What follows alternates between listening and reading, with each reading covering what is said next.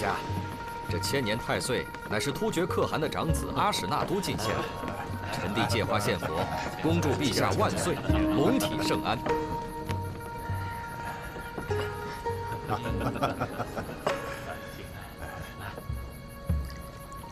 好，好，好，好。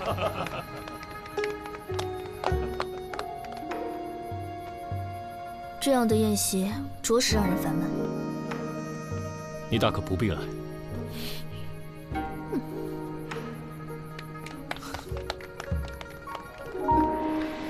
陛下，臣弟已命人将太岁给您取来，还请稍后。今夜正是客，一切听主人吩咐。陛下说笑了。王爷，王爷，王爷，李飞白，干什么慌慌张张的？什么事啊？不必惊慌，慢慢说。是陛下，王爷，张夫人她，张夫人又怎么了？她被千年太岁杀死了。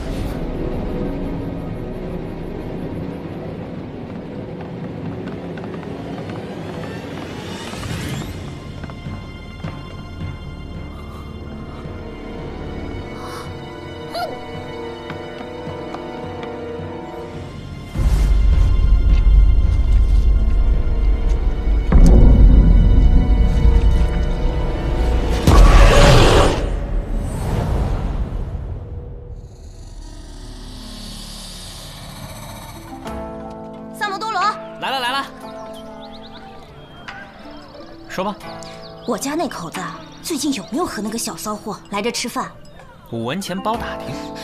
我给你10文。之前来吃过一碗面。什么？这个臭不要脸的，死心不改！看老爷回去怎么收拾他！我觉得这事儿啊，你也别太往心里去。男人嘛，谁还不会有点死老外，嫌最近日子过得太舒坦了，是不是啊？那2口子要是在店里掐起来，你端着呀！三毛，哎呦，我的炮爷，您今儿怎么有功夫亲自来视察我告诉你，别想躲，老娘跟你没完！吴王府昨晚设宴，老大和子苏都受邀了。什么宴会？有个叫阿史那都的突厥王子送了吴王一个千年太岁。哦，这个吴王呢，就想献给陛下，没想到王府侧室夫人横死，结果呢，就把我老大生生搁里头了。说是那侧室夫人被太岁所杀，你们说邪门不？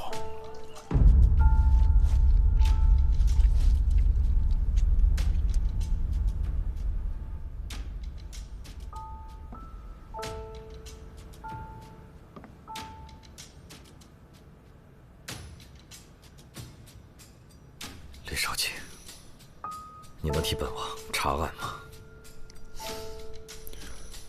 只能劳烦王爷派人盯紧每一个赴宴之人，因为能在王府中自由走动、不受约束的人，都有可能是凶手。去，照办。是。王爷，阿史那都已派人严加看管。王爷，王爷，臣妾早就跟你说过，那是邪灵之物，根本不是什么灵丹妙药。送王妃回别院。王爷，王爷，阿史那都为何向本王进献太岁？别以为本王不知道。王爷，臣妾是冤枉的。带他下去。相信臣妾。带他走。王爷。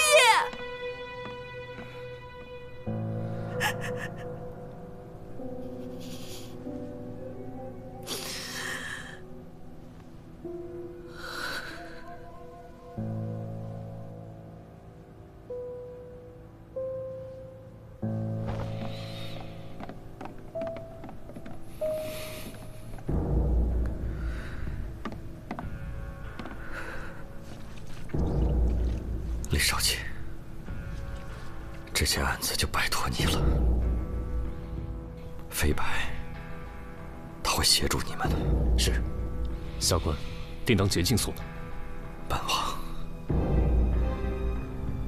本王先回了。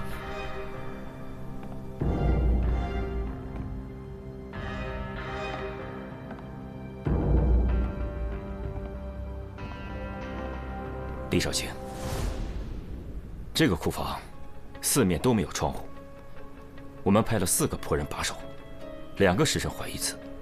刚才下官也问过仆人，除了张夫人的婢女明月硬要他们离开入乡的时间外，再也没有离开过。官人饶命，是夫人让我这么做的。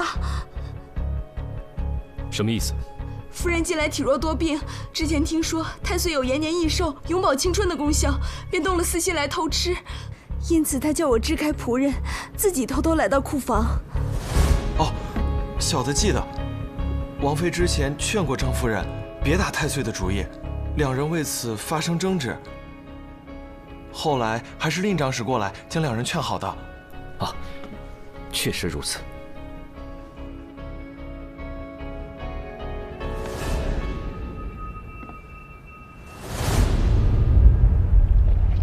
保护好现场，将尸体送往大理寺。啊，是。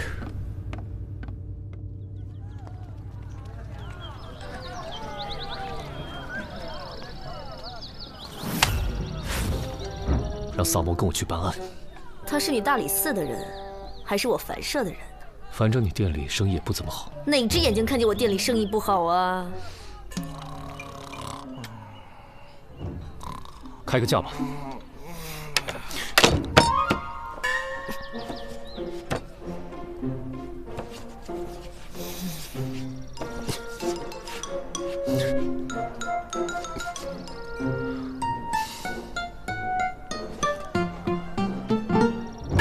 我这个月的俸禄已经花完了，等这个月过了再付款。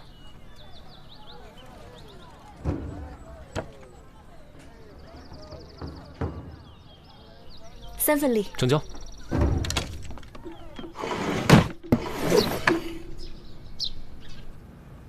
哟，大仵作，吃饭呢？一块儿吃啊。行吧。哎，这什么？水蛭啊。你从哪儿来的？从张夫人鼻子和下体取出来的。要不要加点酱汁当刺身吃？谭双燕，你现在口味越来越重啊。那个，啊，对了，那个尸体验的怎么样了？老大问。我已经验过了，死亡时间是在昨晚的戌时左右。死因呢？应该是被击晕之后，大量的水蛭同时叮咬，造成失血过多而亡的。从这个创面的数量上来看，应该有上千条之多。但是，这些水蛭有点奇怪，叮咬的都是血脉密布之处。哦，这些小家伙还挺凶残啊！哎，那个死者是什么时候被发现的？2时。我能看一眼尸体吗？随便。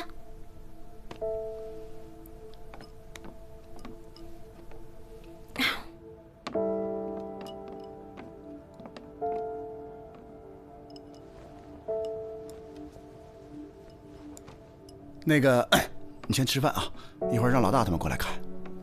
你怎么看一眼就走的？那些水蛭是物证啊，你别真给吃了。哎，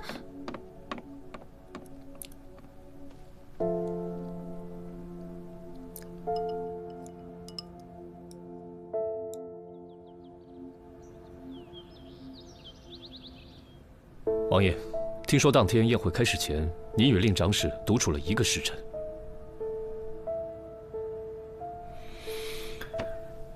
正是。当时我和飞白先去查看了一下贡物，之后又来到书房里喝了一点酒。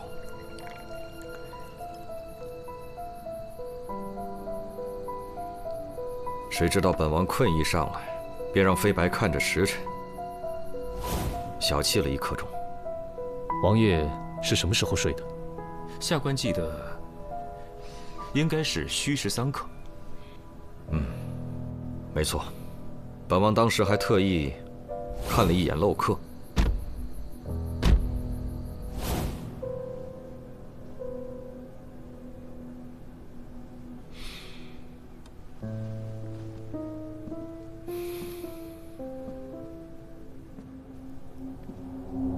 此事还烦请李少卿不要在朝中宣扬。请王爷放心。那就好，辛苦各位了。本王还得处理一下张夫人的事，暂且失陪了。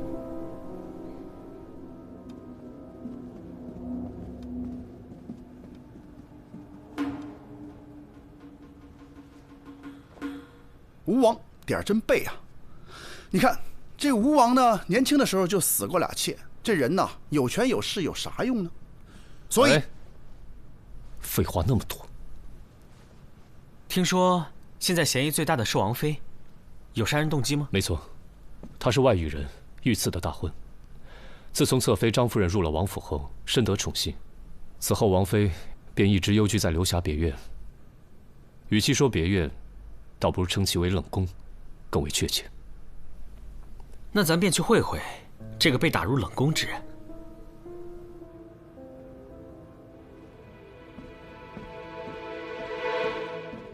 李少卿，请恕素衣瞒报之罪。昨日王爷将她送回别院后，王妃就悄然离去，再也没有回过王府。那你最后一次见她是什么时候？你要是敢说谎，李少卿会把你关到牢里去。素衣绝对不敢欺瞒李少卿。昨日宵禁之前，王妃找我借了套衣服，说是要去西市一个叫什么七贤的客栈，这剩下的我就不知道了。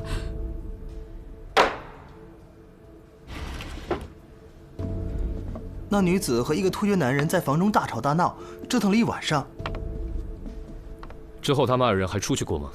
那个女子争执过后就独自离开了。那个突厥人好像叫阿史那都。我求你不要再缠着我了。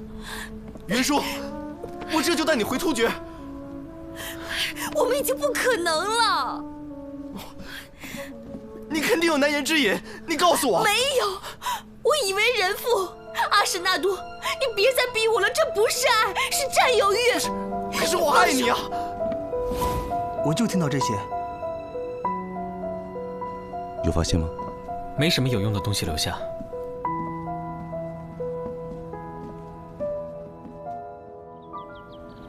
放开我！放开！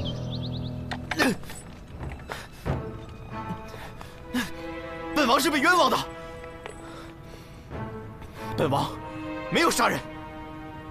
没问你话的时候不能开口。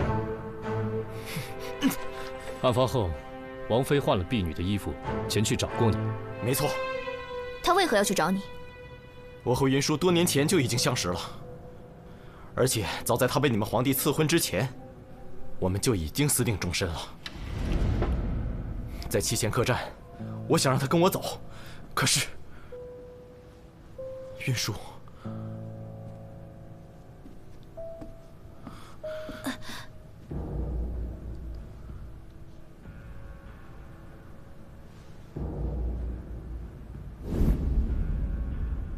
那日王妃去过七贤客栈后就失踪了，你知道她在哪里吗？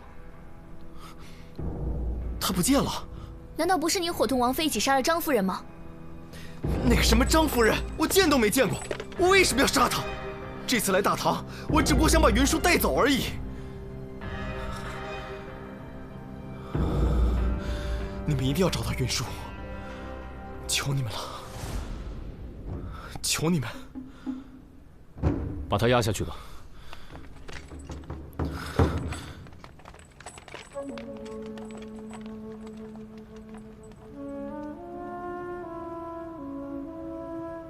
那你现在还觉得是他伙同王妃杀了张夫人吗？难说。你审不出，我接着审吧。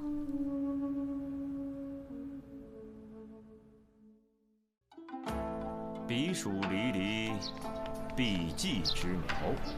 彼黍离离，必稷之苗。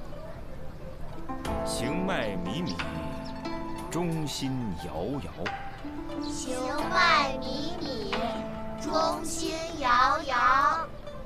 知我者，谓我心忧；不知我者，谓我何求。你们回来啦！李治，你认识了这么好的朋友，应该早点介绍来认识认识嘛。李绍兴，看人家多有礼貌。我平时也很有礼貌，好不好？怎么不夸我啊？懂不懂什么叫不怕不识货，就怕货比货啊？哼！哎，别说，你们真的很有共同之处。哪里？口味重啊？因为喝茶也要加很多盐啊。好了好了，我去给你们准备些膳食。哎，萨摩。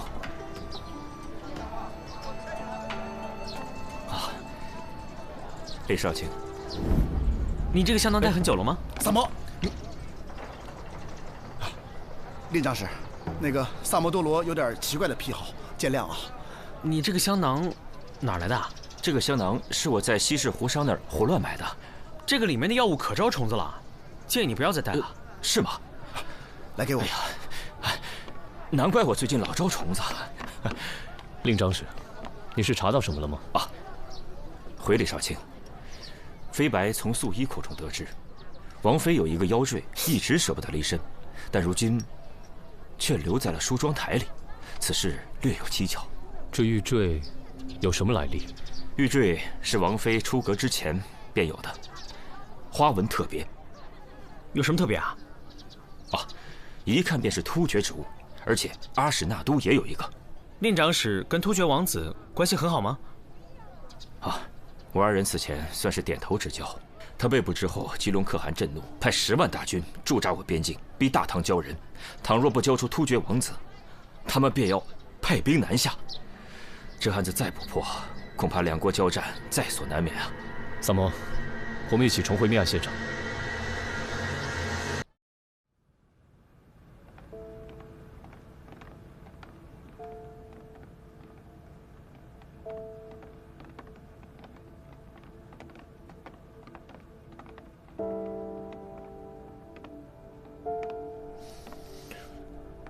当晚，除了在府内其他地方的几个小厮没有出现以外，其他与张夫人密切来往的人，都有不在场的证明。李少卿，当晚值守的几个仆人都带过来了。你们几个一会儿好好回答几位官人的问题。是。当晚，除了张夫人的婢女明月叫你们出去，你们再也没离开过。是的。那天晚上可有什么异常？没有什么异常，只是确实听到了什么东西被打翻的声音。当时小人还以为进贼了呢。我们过去查看，发现对面杂物间的窗户破了个大洞。那张夫人是什么时候离开的？不知道。到对面杂物间看看。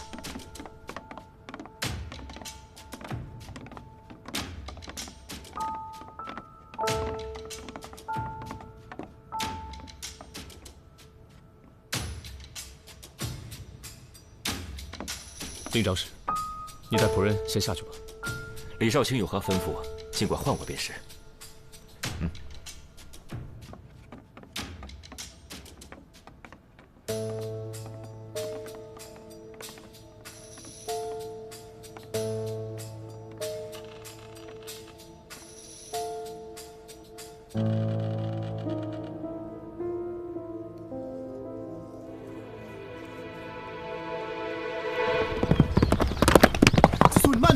别摔着啊！提审时，阿史那都亲口承认，曾在长安附近置屋，以便与王妃幽会。看来，就是这里了。子苏，一会儿这样啊，一会儿我数1、2、3，我一踹门，你就冲进去啊！哎，凭什么是我先冲进去啊？那这样啊，我数1、2、3，你推门，我冲进去。预备，1，哎！别进来！怎么了？那个吴王妃死了啊！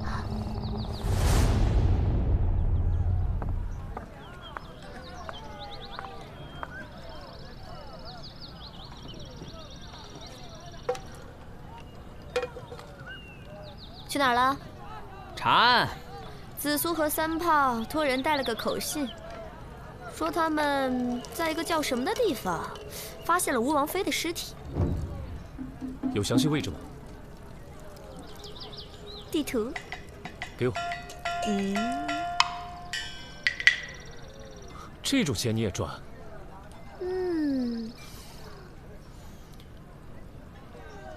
给你。难怪萨摩跟你一模一样。哎，我可只说了一句话，关我什么事啊？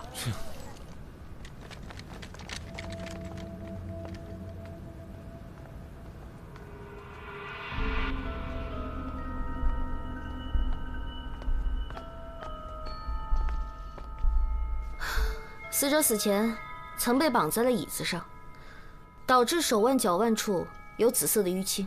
死者的头部被钝物击打过，但这并不是最终的死因。真正的死因应该是肺部的那一刀，刀口形状奇特，像是某种抑郁病人所致。能知道这个小屋的人，一定是对阿史那都和王妃都异常熟悉的人。能在吴王府中杀害张夫人，而又绑走王妃的，必定是对这二人十分熟悉的人。我觉得你想到的跟我想到的是同一个人。对，但是问题，他是怎么做到的？杀人动机又是什么呢？我总觉得哪儿不对，可是哪儿不对呢？我们只能再去趟吴王府，但愿能赶在证据被毁之前找到。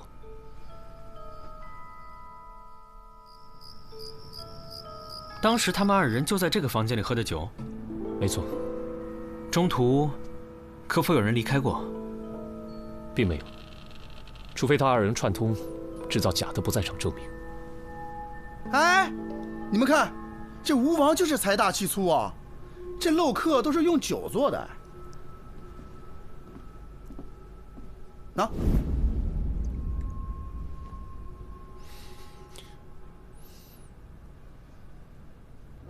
没错，是酒。大理寺查案。几日前，吴王府参加夜宴的官员，是不是你们驿站负责接送的？正是。你可记得当夜发生过什么不寻常的事吗？当然记得了。记得当日一位官员差人把马匹送回来的时候，身上竟然有好些个水蛭。你确定是水蛭？小人比谁都心疼这些马儿。那位官人是不是在宴会上偷偷将小锥儿弃沟里去了？送回来时，马身上钉了好多水蛭，个个又肥又大的，真是心疼死我了。哎，是哪一位官员啊？这个……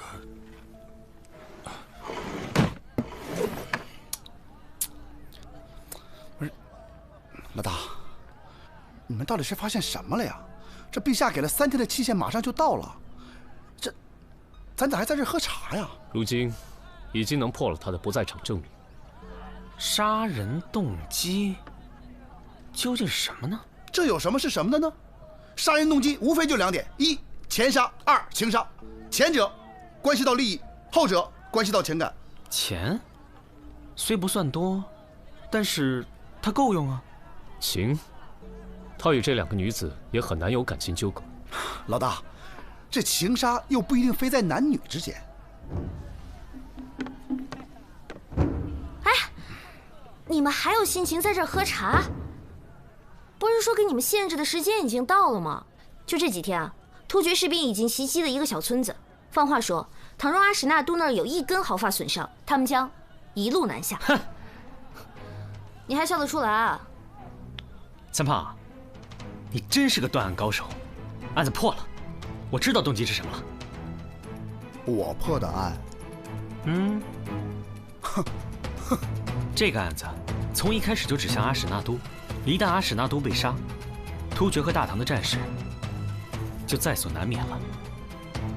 糟了！来人呐！本王没杀过人，快放我出去！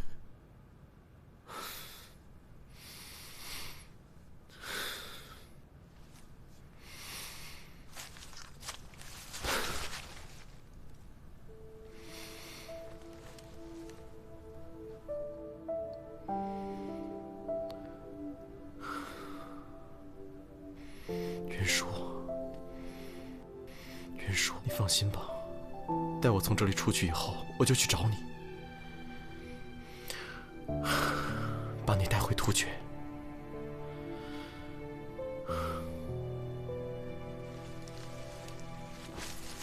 此生再也不分开了。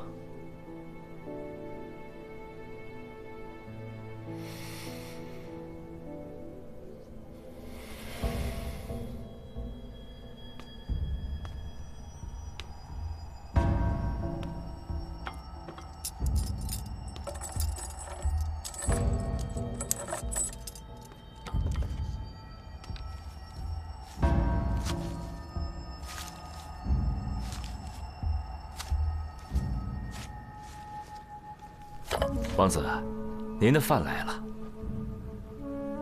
最后一顿，吃了吧。滚！出去！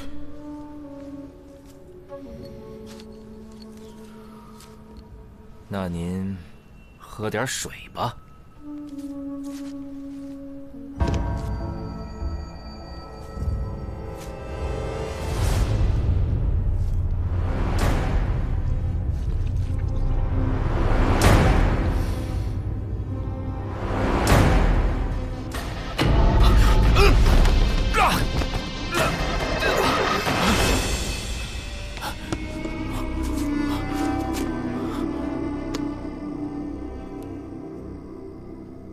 令长史，想不到你还是一个会操纵重置的伽罗师啊！官人，小人不知道你在说什么。还演戏呢？被自己培育的水蛭吸血，感觉很爽吧？你口重，喝茶都放盐，就是为了抵御水蛭吧？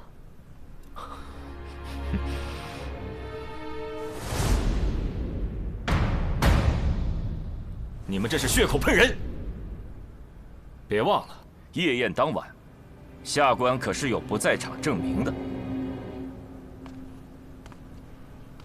在晚宴开始之前，王爷不是曾经小憩了1刻钟吗？哼，1刻钟？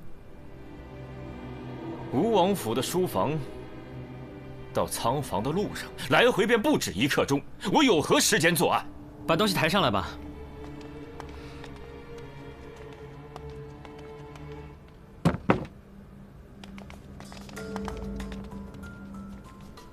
那天晚上，你与王爷在书房里对饮，你的座位应该是离这个漏客最近的吧？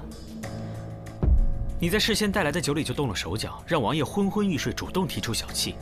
王爷睡前看到漏客是虚实3刻，睡后看到是4刻，他自然就会以为自己只睡了1刻钟。可你应该事先将酒倒入了漏客当中，漏客显示为虚实3刻，很有可能才2刻不到。你杀死张夫人，赶回书房。再用酒杯将多余的水舀出即可。令长史，难道你没闻出这漏客里的水有酒的味道吗？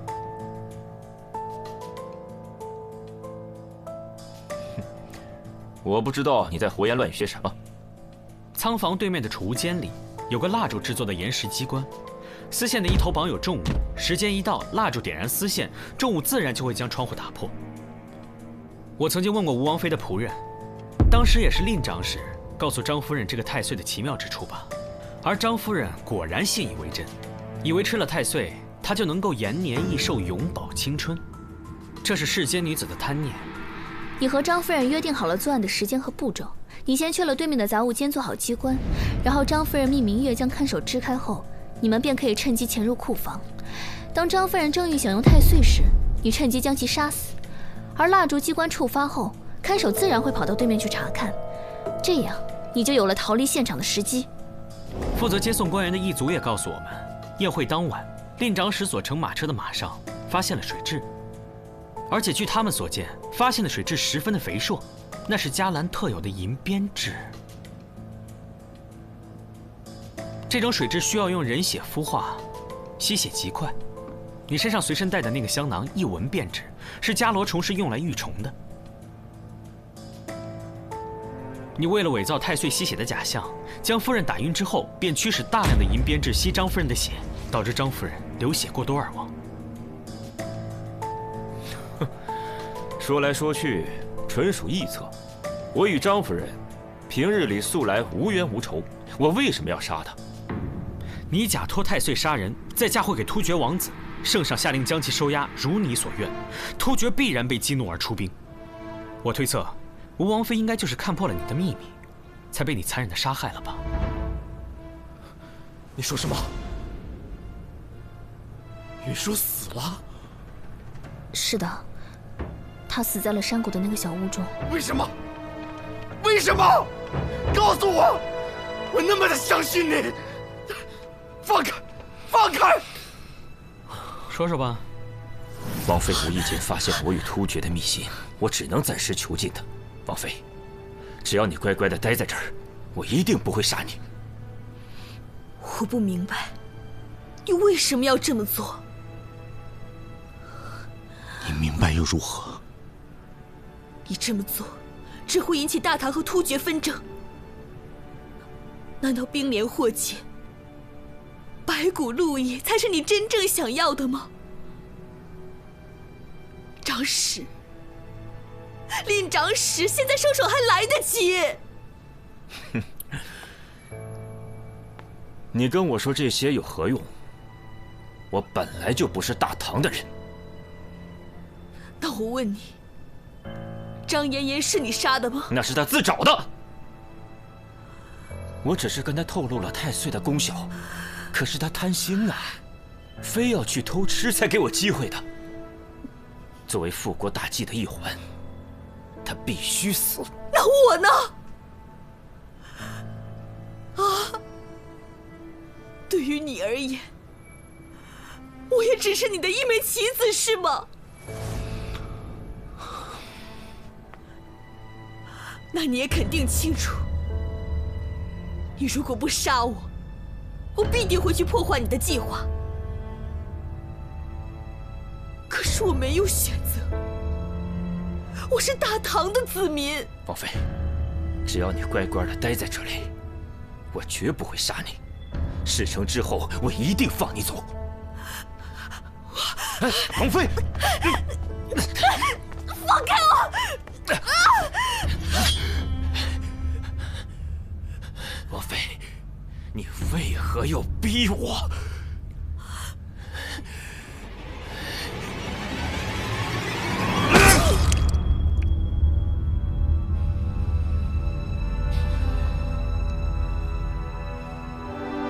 李飞白，你为什么要杀云舒？为什么？我要扒了你的皮！我查过了你的通关文牒，你是近几年才从外域来到长安的。你的通关文牒上写了你来自柔然国，但你根本就没有柔然人的生活习惯，你的文牒是假的。你是迦兰国的人吧？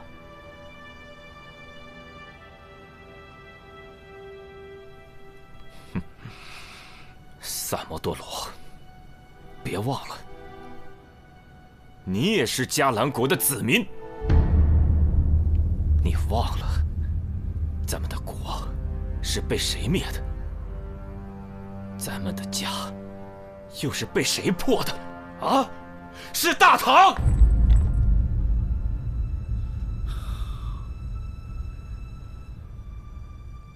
难道你就不想重建迦兰吗？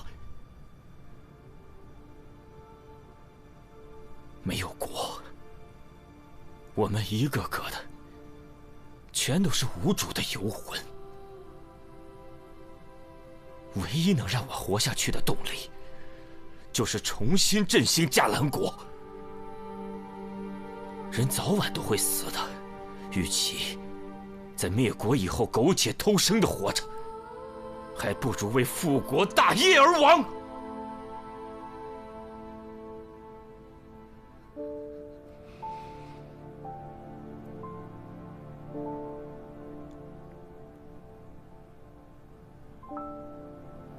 那我问你，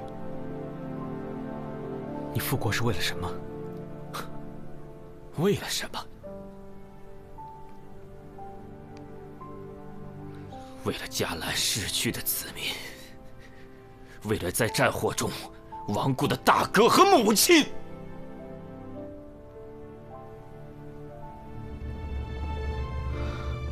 那你这不是复国，是复仇。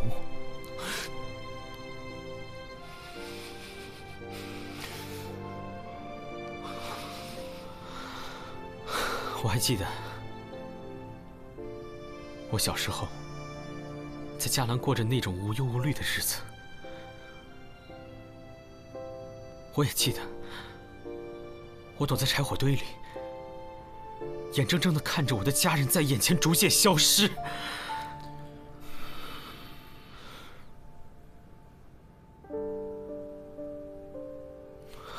没有人会比我更痛，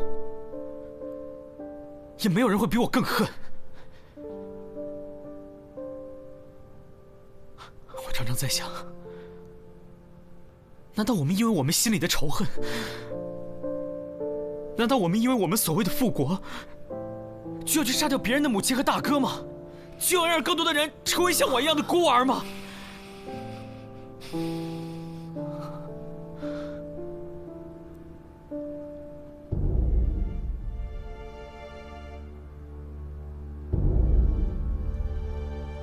你问我恨吗？我当然恨，但是我更痛恨战争，痛恨一切打着国家名义残害无辜生命的行为。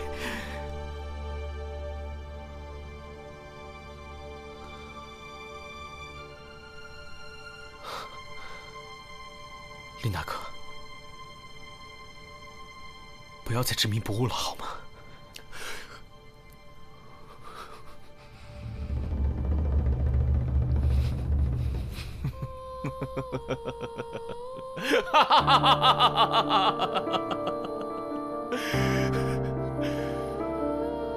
不知我者为我何求？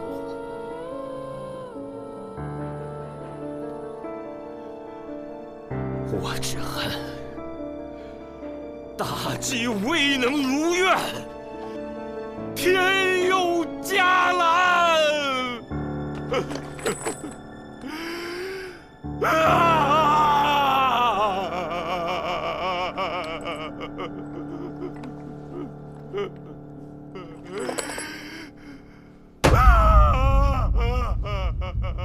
拉下去斩了！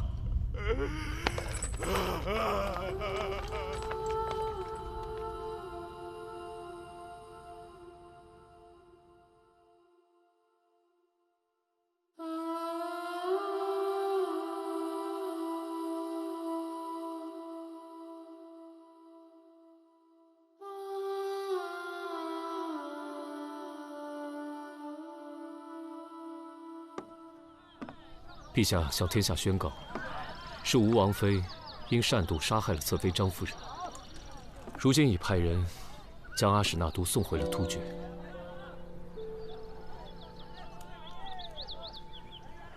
这个事儿就这样结了？也许这样才是最好的结果。也不知那些迦兰移民会不会受到迁怒。哎呀，这个国家早就已经覆灭了。双叶。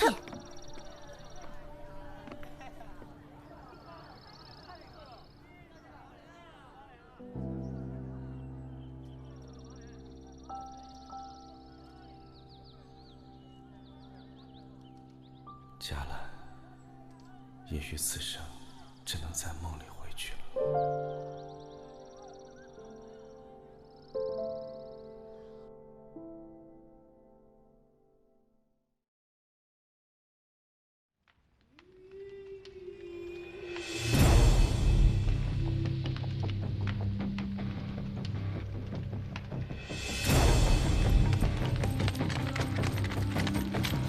启禀国师，令妃白折了，验明正身，即日处斩。这个案子还是萨摩破的。正是，若非他从中作梗，大唐和突厥已经开战，这个人必须处斩。愚蠢！萨摩是一颗棋子，没有他，复国大业不可能进展得如此顺利。此话怎讲？请国师明示。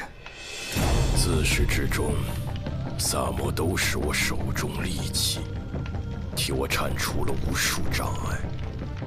我从黄泥章救出波斯人和赵匡国，为他们制定复仇计划，目标只有一个：兵部侍郎度良源。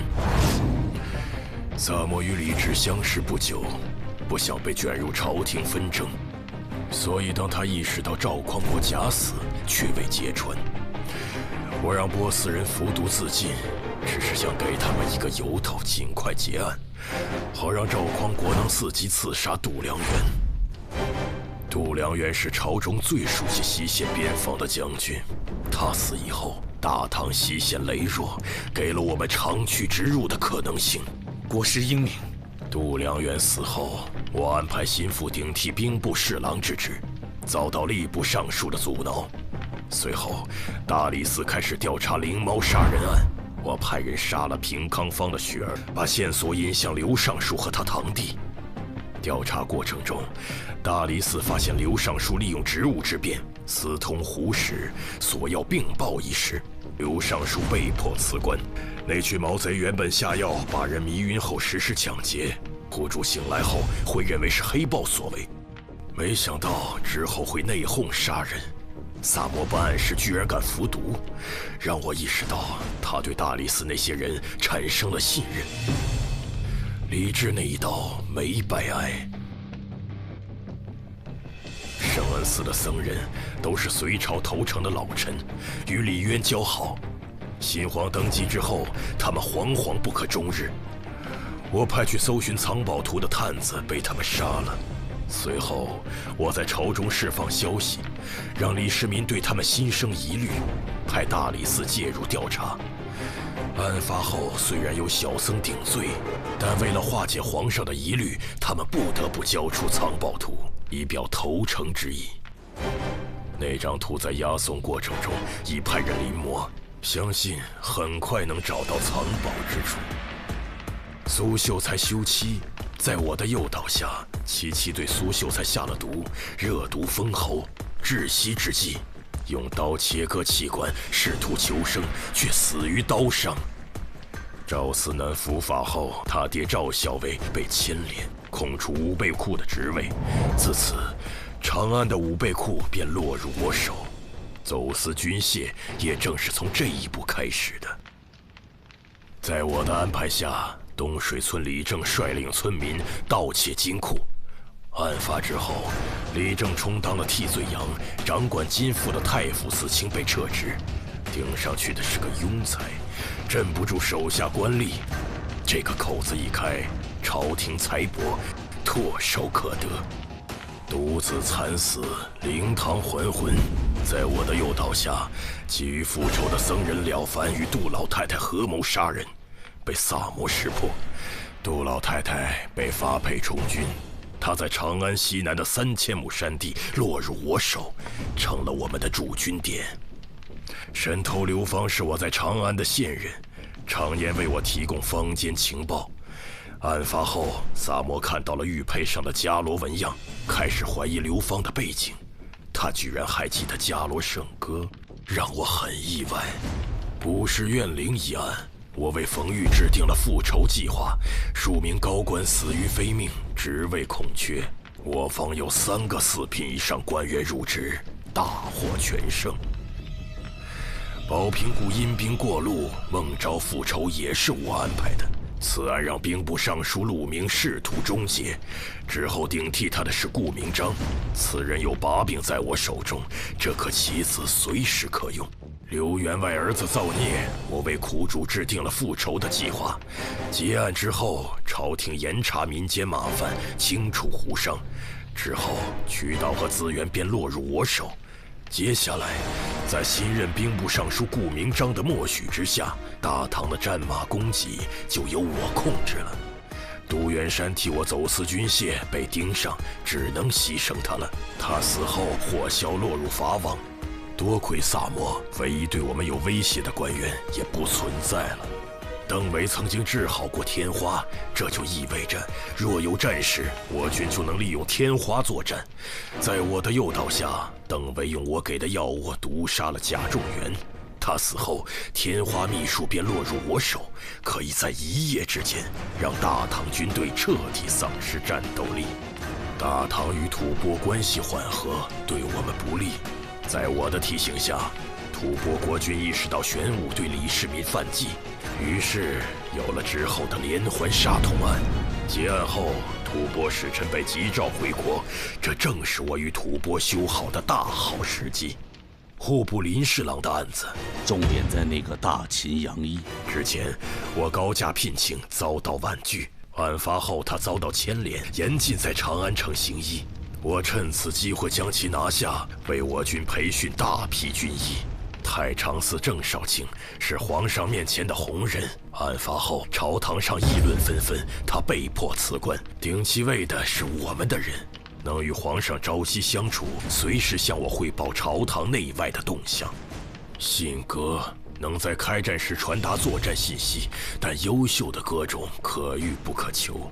我之前曾花大价钱向黎志桥买鸽子，但这呆子拒绝了我。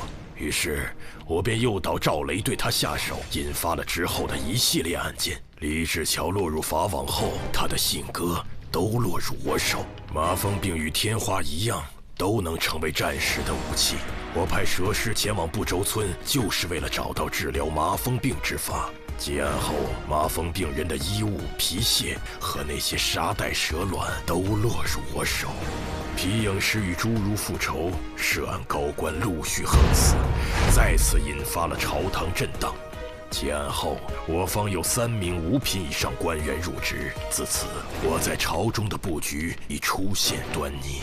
黑道上走私最盛的，除了咱们，就是东篱山庄，但他们有代王做后盾，很难撼动。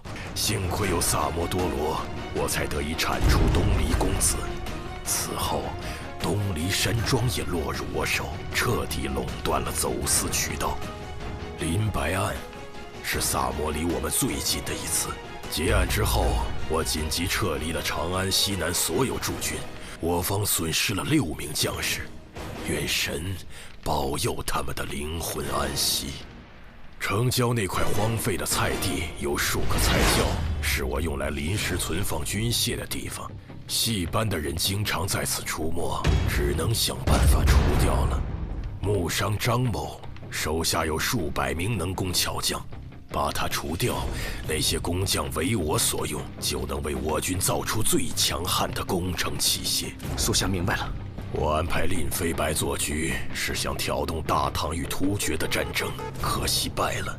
不过武王从此失势，也给我们腾出了不小的空间。可以说，这些案子在萨摩的协助下，为我方争取了最大利益。国师深谋远虑，属下佩服。只是萨摩天资过人，机敏狡慧，总有一天会意识到我们的存在。我做了这么多，就是在等待那一天的到来。毕竟，萨摩是伽罗的王子，也是我王唯一的血脉。灭国时，萨摩还小，不记事，只知道自己是伽蓝的子民。若能复国，继承大统的人也只有他。愿诸神庇佑，让萨摩耶早日觉醒，燃起心中的清凉圣火。